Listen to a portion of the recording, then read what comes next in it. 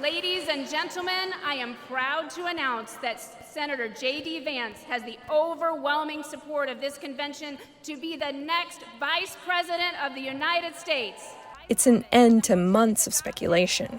Presumptive Republican presidential nominee Donald Trump selected 39-year-old Ohio freshman Senator J.D. Vance as his vice presidential running mate on the first day of the Republican National Convention in Milwaukee. In a posting on Truth Social, Trump stated Vance is the person best suited to assume the vice presidency.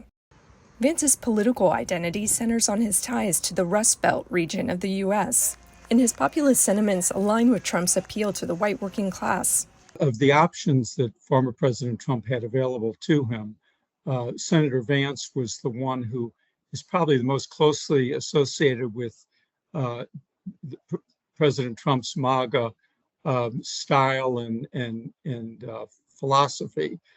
Vice presidential historian Joel Goldstein says the selection is unusual in that most VP picks are an attempt to reach voters outside of their existing base instead of those already in it.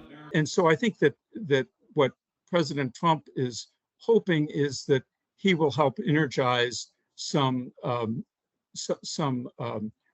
voters to vote who might not otherwise vote, that he will appeal to people who have a similar background as Senator Vance comes from.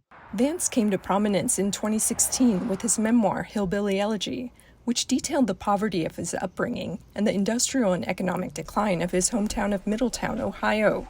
Vance's parents divorced early in his childhood, and he was raised largely by his grandparents as his mother grappled with drug addiction.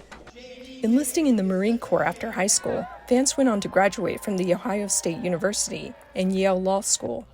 He worked as a venture capitalist in San Francisco for Silicon Valley entrepreneur Peter Thiel, who also donated $10 million to a super PAC, or political action committee, supporting Vance's run for Senate.